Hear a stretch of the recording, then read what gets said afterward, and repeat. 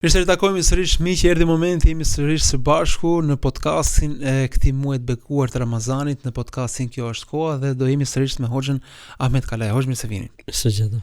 Hoxh, ky është muaji i bamirësisë, i bujarisë, i dhënies, i solidaritetit dhe besimtarët janë të angazhuar në bamirësi. Sidomos në këtë fund Ramazani një herë. Sidomos pra këto ditë të fundit. Po ndërkohë, në këtë muaj besimtarët japin dhe zakatin. Tani ku dallon sadakaja nga zakati?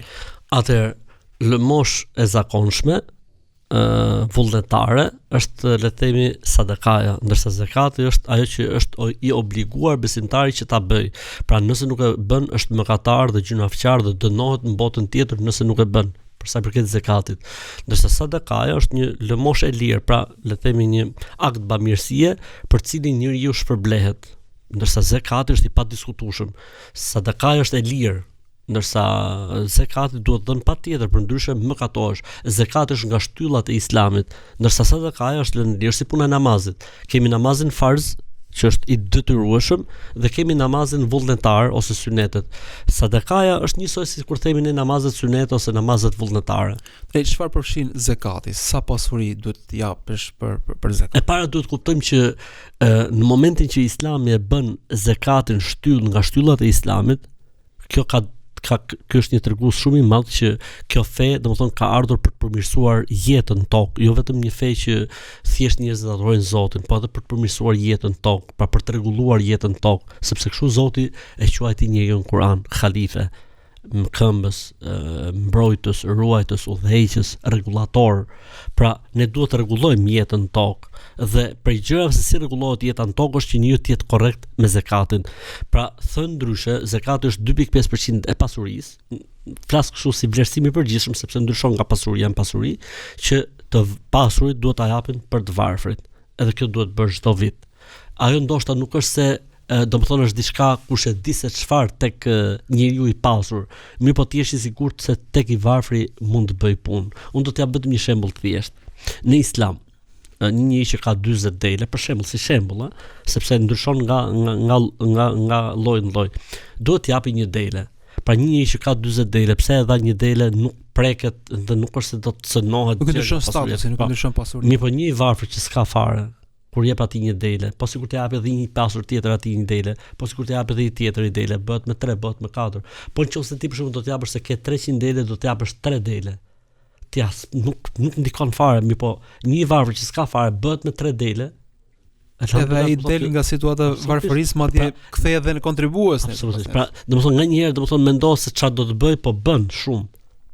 Bën edhe tek i varfri bën shumë, po edhe tek i pasuri. Sepse njeriu, le ta kthejmë tek vetja jon. Pra përpara se të flasim për vlerat tek vetja jon, njeriu vet është ai i cili përfiton, është përfituesi kryesor i dhënies nga dhënia e zakatit ose nga dhënia e sadakas. Pse?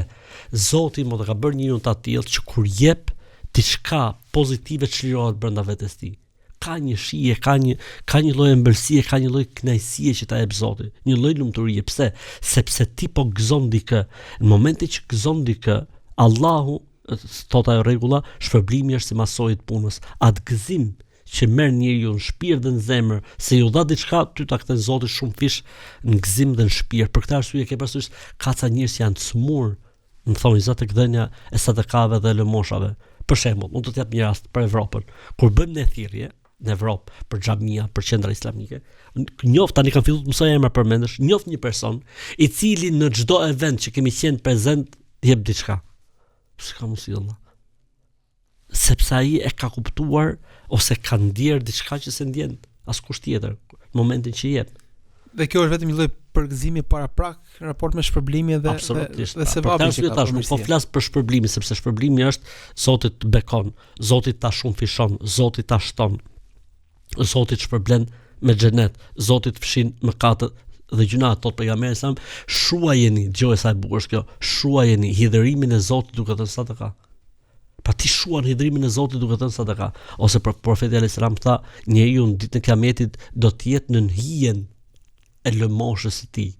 Dielli do të jetë shumë afër njerëzve, njerëzit do të dërsiten, do të kenë probleme ditën e Kiametit. Kur ti ke bërë disa vepra, ato 7 që janë rinë në jashtë Zotit, ose ke dhënë sadaka, kjo sadaka do të jetë mburoj për ty ditën e Kiametit, jenë fresk.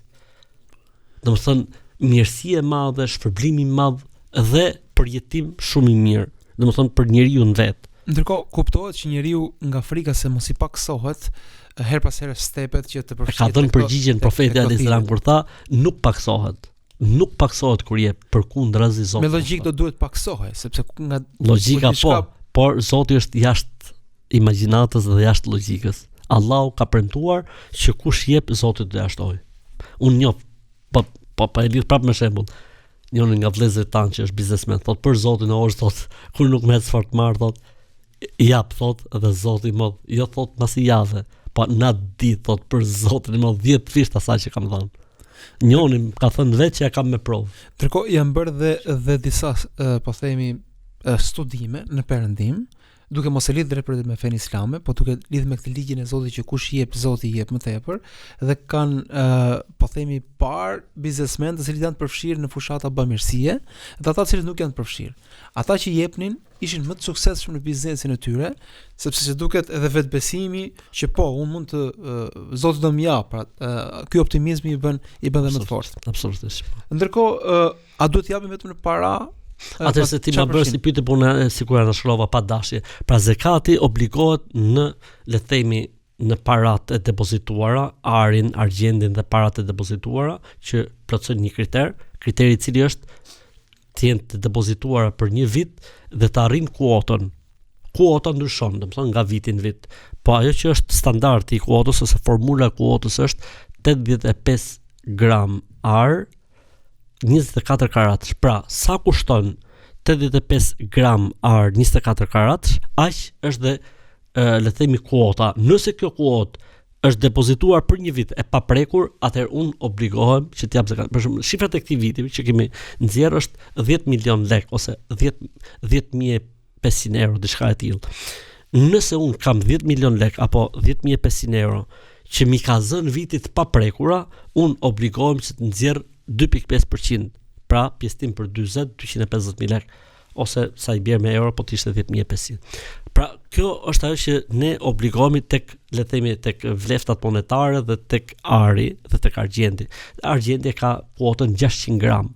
Pra, nëse ari ka 85 gram, argjendi ka 600 gram, 590 gram, aty te 590 gram.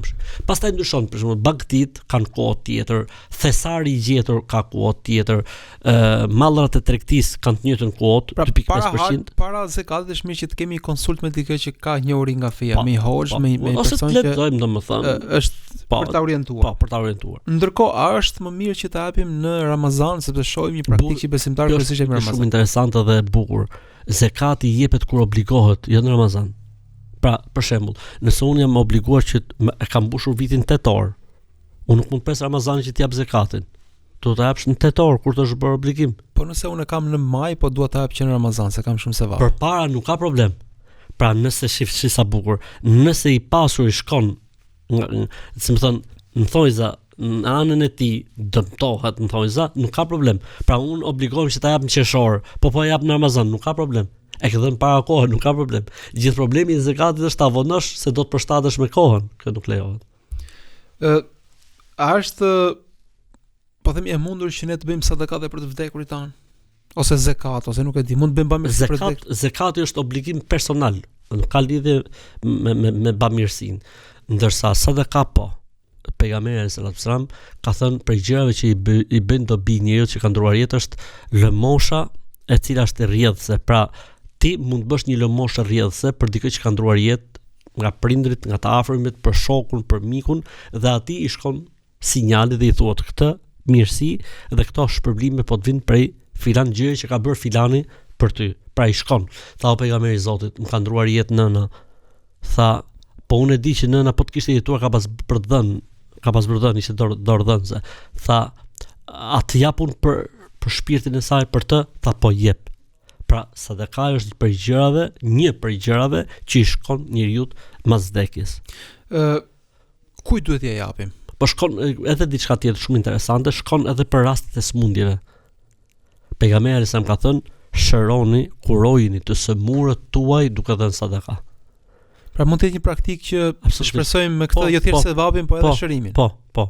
kam nonën smur ose vllajën ose fëmijën ose vetë jam i smur, ç'a bëj? Jap sadaka me niyetin që Zoti të më shpërblej normalisht, po edhe të më shëroj nga smundja që kam. Po. Kujt mund t'i japim zakatin, sadakan? Kush e meriton? Atëherë për sa i përket sadakas kemi hapësirë. Sadakaja ka liri, ka hapësirë, ndërsa zakati është përcaktuar në Kur'an, pra janë 8 kategori që meritojnë zakatin. Fukaret, të varfrit, ata të cilët angazhohen me zakatin, pra, si më thon, institucioni që merret me stafin i përmirë që do të angazhohet. Njerëzit që janë me borxhe, dikë që ti do të afrosh në Islam, njeriu i cili është marr peng, pra me kuptimin mund të jetë zën rob, kështu me radhë, në rrugë të Zotit, kë kemi lënë tjetër pa përmendur, edhe udhëtari, pra 8 kategori që meritojnë t'ju jepet zakat. Pra zakati është destinuar për 8 kategori dhe nuk mund të lozësh, domethënë mund ta shpërndash, mund ta ndash. Një kategori dhe një pjesë tjetër. Po, mund të japësh gjithë njerëz kategori, por domethënë është e orientuar. Nëse japim një studenti, a vlen? Nëse është meritor, po. Sa mund të jetë student, po mund të jetë çun bosi për shemb. I pasur. I jepet. Ama nëse është meritor, po i jepet, po. Bile, unë mendoj që shpërblimi është shumë i madh, sepse ti po kontribon për të ardhmen e shoqërisë. Edhe ku ka më mirë se sa të kontribojnë për bursat e studentëve. S'ka më mirë. Ndërkohë, sa duhet t'i japim në raport me sadakan? A ka një kufi? Nuk ka kufi. Pejgamberi selam tha, sadakaja më e mirë është kur njeriu është lakmimtar për këtë botë dhe ka shpresa për një jetë gjatë. Kjo është sadakaja më e mirë. Kjo është sadakaja më e mirë. Kur ti, për shembull, nuk është se je në fund të jetës e thua, po jap sadaka se ika. Jo. Kur ti je në kulmin e jetës dhe në kulmin e karrierës edhe të zhvillimit edhe të vitalitetit. Ajo është sadakaja më e mirë. Pse? Sepse këtu ti tregon që me të vërtetë je i lidhur me Zotin edhe e ke besimin shumë të fortë në Zot, se Zoti do ta kompensoj, se Zoti do të shpërblej, se Zoti do të japë nga mirësitë e tij. Sepse ka njerëz që në fund të jetës është i gatshëm të thonë gjithçka. Po ka diçka, domethënë që nuk shkon këtu. Pra nuk është njësoj si ai i cili mund t'i po themi shfrytëzoj ato pare, po ai zgjedh që t'i jap. Ndërkohë, a kanë përparësi të afërmit, po themi në bamirësi? Bamirësia, domethënë ose edhe zakati apo sadakaja për të afërmit është shpërblimi ka dy fish.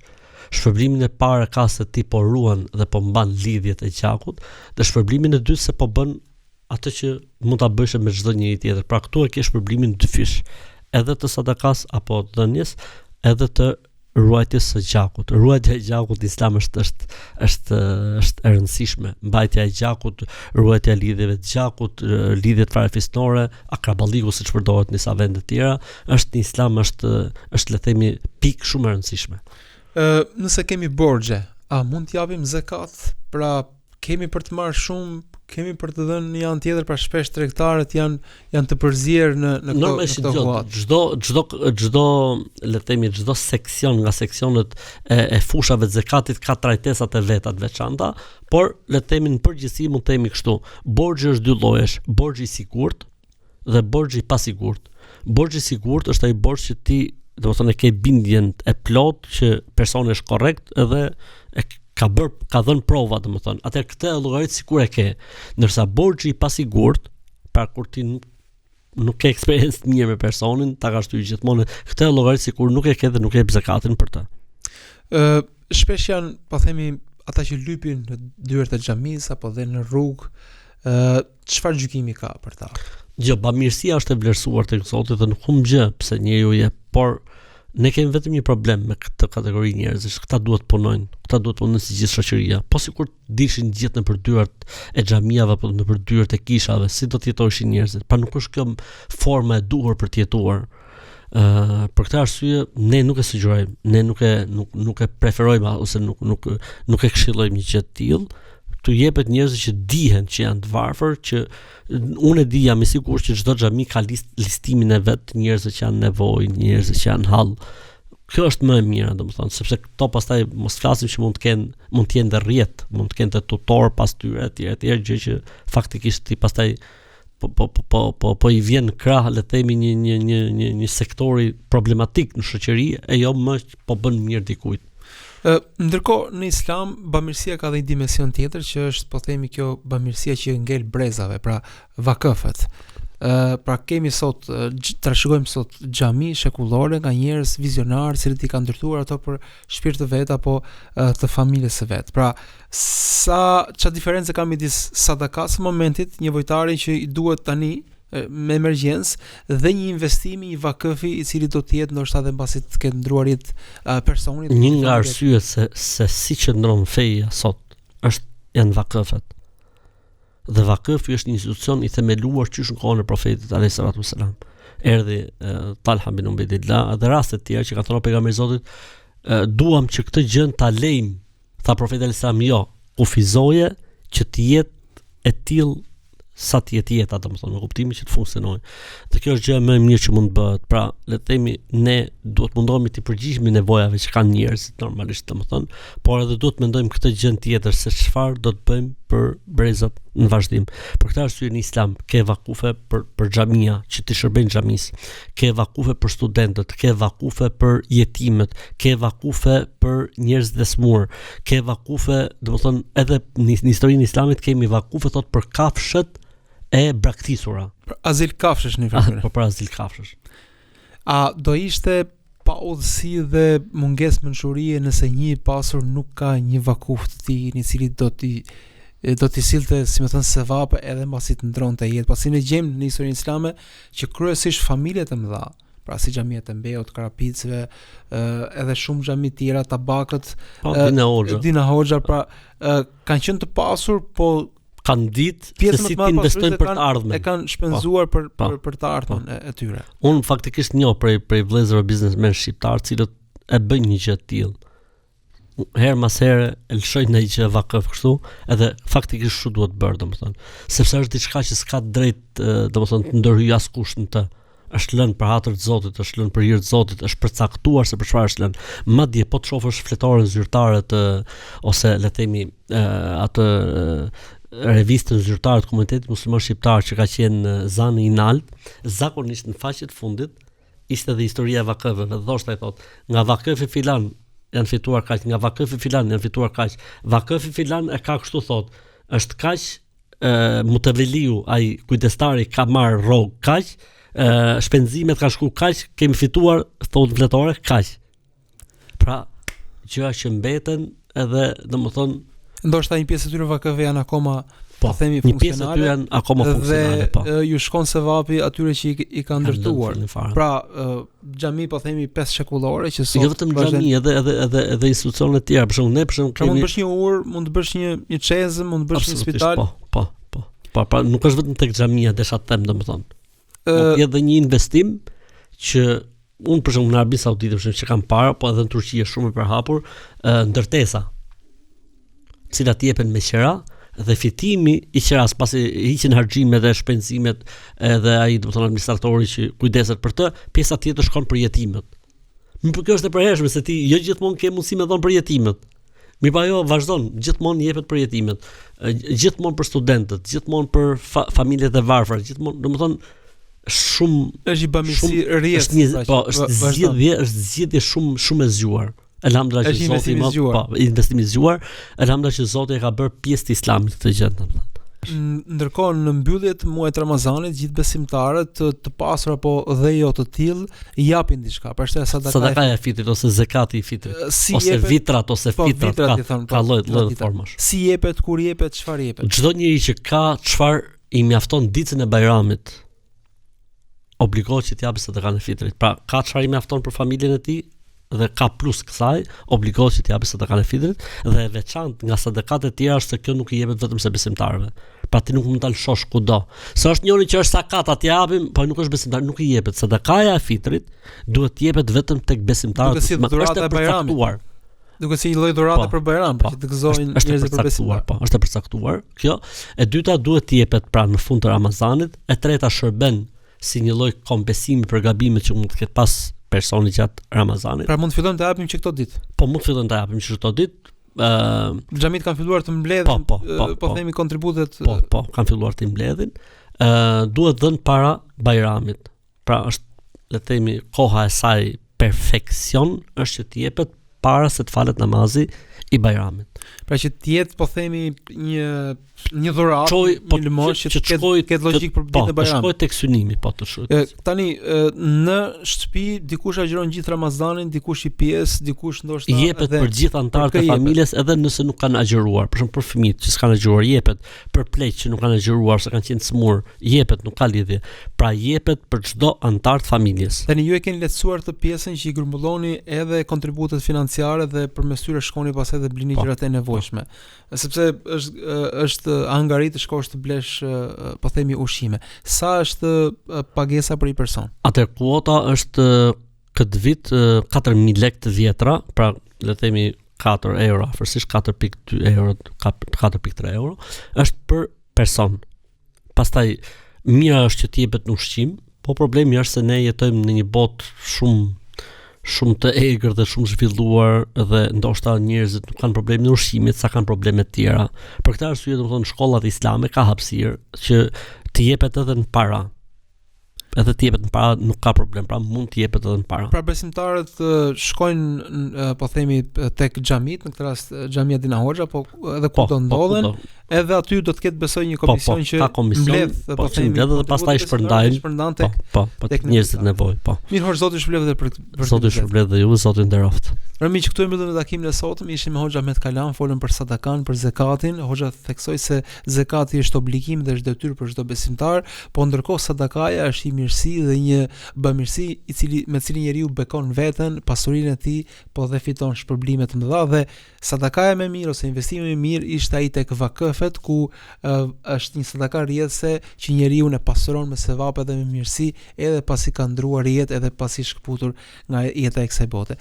Lutem Zotin që të jemi më bamirë sa gjithsecili prej nesh dhe mos harroni që të jepni sadakan e fitrit para namazit të Bajramit. Miru takosh.